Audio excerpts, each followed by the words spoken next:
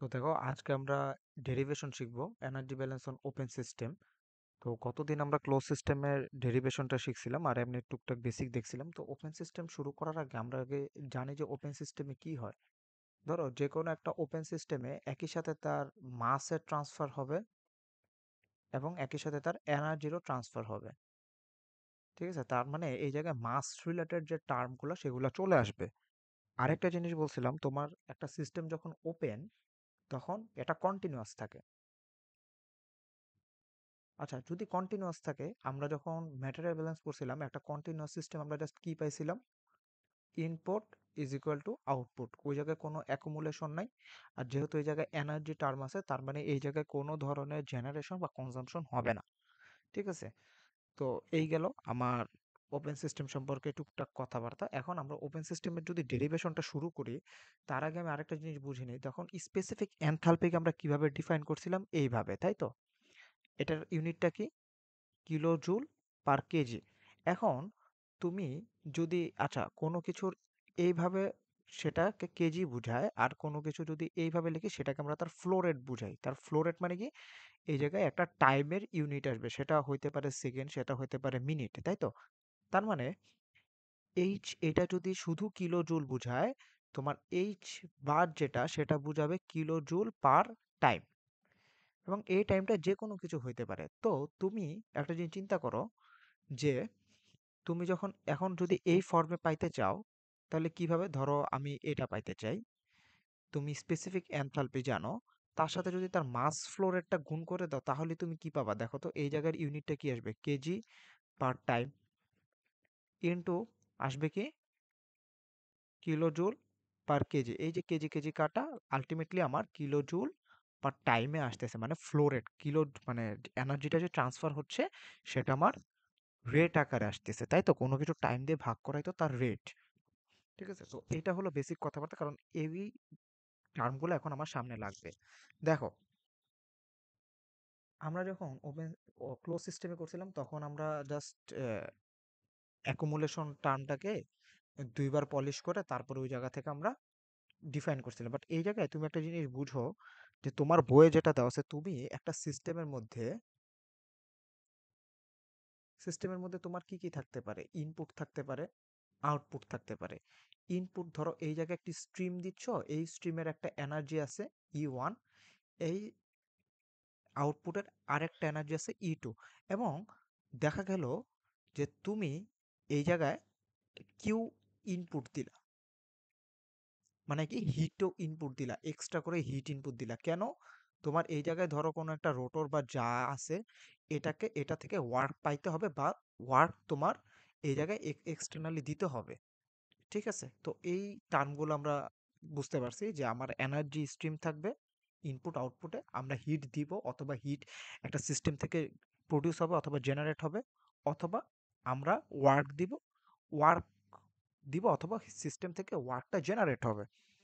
ঠিক আছে, তো এখন এটা যদি আমরা চিন্তা করি, আমরা কি এইভাবে লিখতে পারি কিনা? কিউ, এটাকে আমরা ফ্লো রেট আকারে লিখলাম।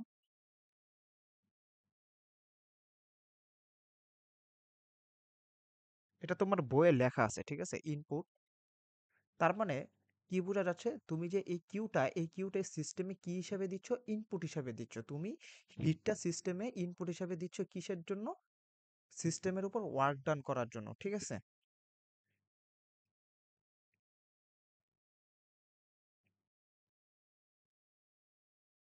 আউট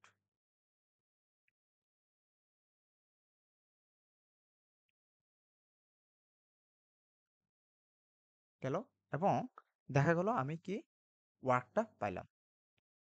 তো এই গেল। এখন এটাকে একটু পলিশ করে লেখা যায় এইভাবে।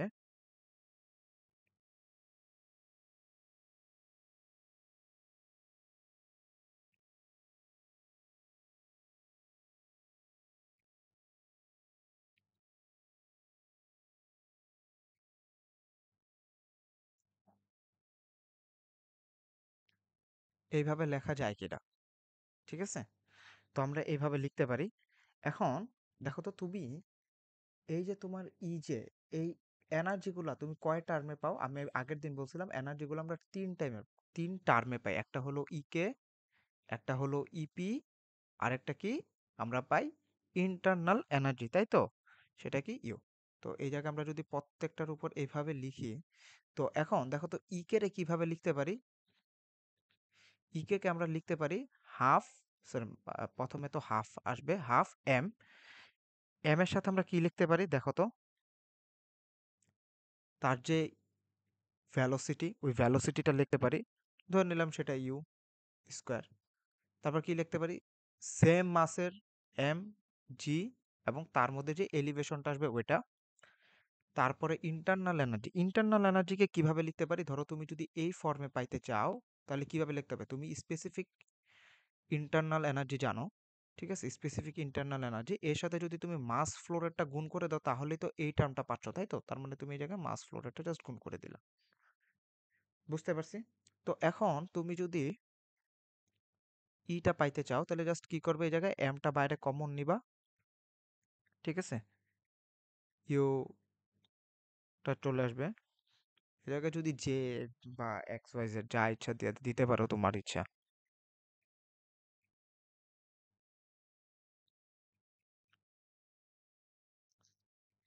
ঠিক আছে?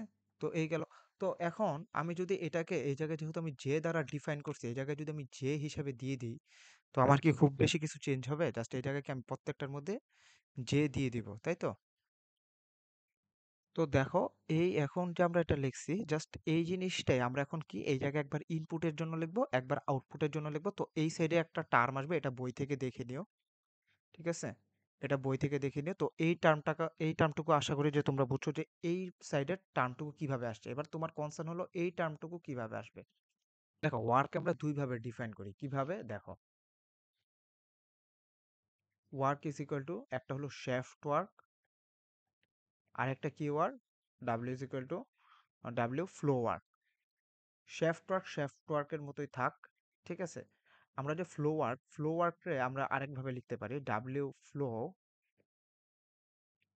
ফ্লো যেটা, এটাকে আমরা লিখতে পারি P into V, pressure into volumetric flow রেটকে গুণ দিলে আমরা ফ্লো ওয়ার্কটা পাই, ঠিক আছে? ফ্লো ওয়ার্কটা পাই। এখন ধরো তোমার একটা সিস্টেমে, ঠিক আছে, এই জায়গা দিয়ে আসতেছে, এই জায়গায় ধরো P1 V1 volumetric flow rate, ঠিক আছে?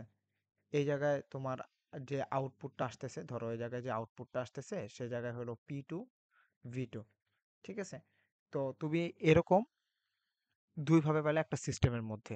এবার তুমি যদি ইনপুট আউটপুট মাইনাস ইনপুট করো, তাহলে কিভাবে লিখতে হবে দেখো তো?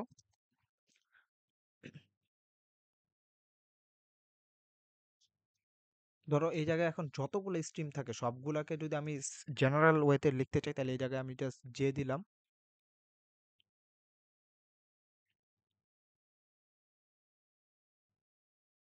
ধরো এই জায়গায় জে দেওয়ার রিজন হলো, ধরো এই জায়গায় তো আমি জানি না যে একটা না দুইটা আছে, এই জায়গায় ধরো অনেকগুলাই থাকতে পারে, তো ওই জন্য আমি জাস্ট জে হিসেবে সামেশন আকারে লিখলাম আর কি, ঠিক আছে?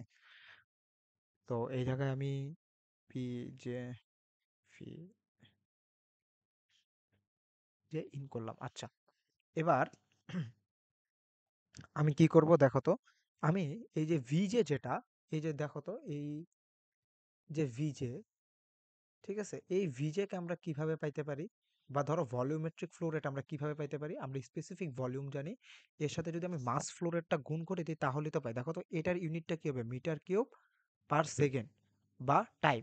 তুমি যদি এই এম এর ইউনিটটা হয় কেজি পার সেকেন্ড, ঠিক আছে? আর ভলিউমেট্রিক স্পেসিফিক ভলিউমের ইউনিটটা কি? Metre cube per KG. Ultimately তোমার কেজি কেজি বাদ যায়, এই ইউনিটটা আসতেছে। তার মানে এই জায়গায় তুমি প্রত্যেকটার জন্য লিখতে পারো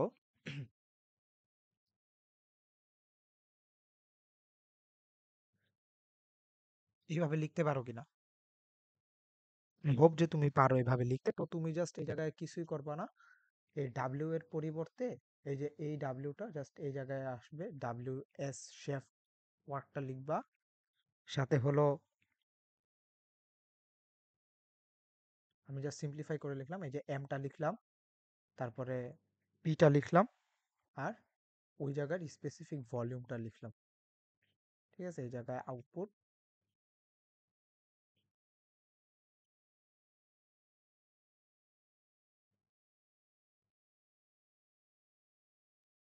ইনপুট। ঠিক আছে, এখন তোমার কাজ হলো এই ডব্লিউটা, জাস্ট তোমার এই ইকুয়েশনে বসানো। এই ইকুয়েশনে আচ্ছা, এই ইকুয়েশনে বসানোর পর তোমার লাইন আসবে এরকম, দেখো আমরা যখন এই যে এই জায়গায় আউটপুট আর ইনপুটেরও তো কিছু ভ্যালু পাইছিলাম তো আর এই ডাব্লিউ এর যে আমার যে এই যে ফ্লো ওয়ার্কটা আছে, এটা কি আমার পুরোটা ফ্লো ওয়ার্ক না? এই ফ্লো ওয়ার্কটাকে আমরা লেফট সাইডে পার করে দিব। ঠিক আছে, তো জাস্ট কিভাবে করব দেখো, এই জায়গায় যদি আমরা এখন লিখি, ধরো আউটপুট স্ট্রিমের জন্য আউটপুট লিখলাম। ঠিক আছে, এম যে লিখলাম, কারণ এটা যেহেতু আমার ফ্লোরেটটা সব ক্ষেত্রে প্রায় সেম থাকবে যে কোনো কিছুর জন্য, তারপরে এই জায়গায় আমি কি করব, ইউ লিখলাম।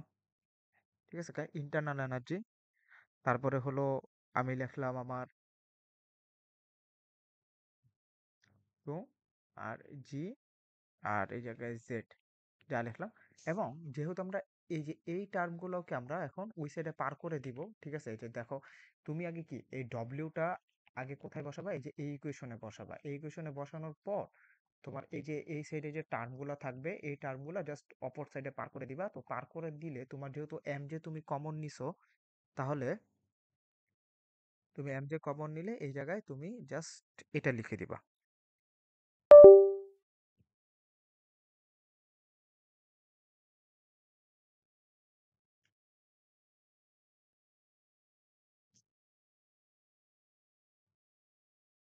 এই যে এরকম ভাবে জাস্ট তুমি জাস্ট লিখে দিলা, হ্যাঁ, এই জায়গায় এটা হবে না। তো এইভাবে লেখার পর তুমি ইনপুটের জন্য সেম ওয়েতে লিখবা।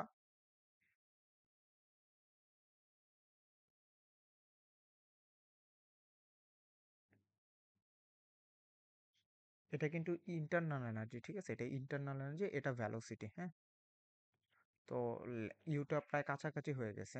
আচ্ছা, যাই হোক,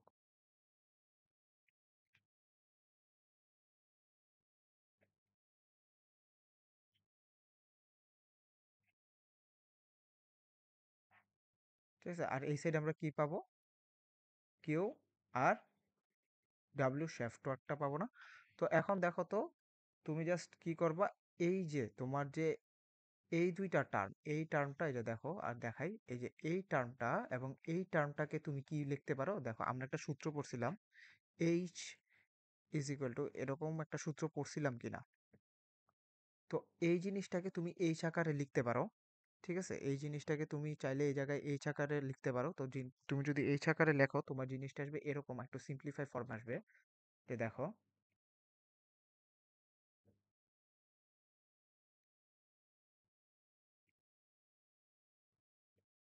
সরি,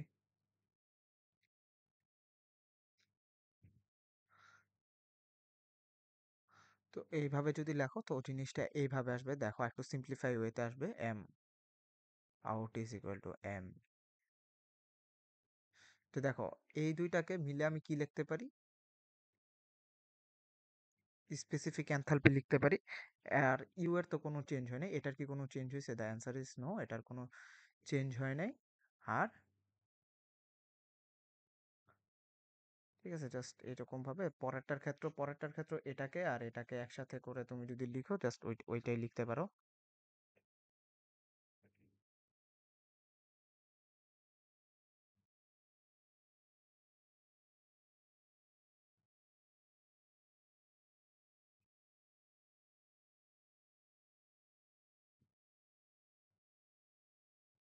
ঠিক আছে, এখন দেখো, তুমি চাইলে এখন এই জিনিসটাকে তুমি কি করতে পারো, তুমি যদি ডেল আকারে লিখো, জাস্ট এই জায়গায় কি লিখবা, এই যে দেখো, এই এনথালপি, এই যে দেখো এই এনথালপি এবং এই এনথালপি ইনপুট মাইনাস আউটপুট, তাহলে তুমি এই জায়গায় লিখতে পারো ডেল এইচ, এইভাবে লিখতে পারো।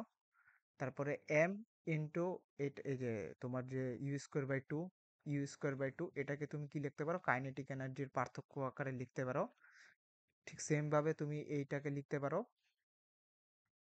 এটা কি লিখতে পারো, পটেনশিয়াল এনার্জির পার্থক্য আকারে লিখতে পারো। আর একটা হলো Q R W S. So এটা হলো তোমার ওপেন সিস্টেমের জন্য এনার্জি ব্যালেন্স, ঠিক আছে?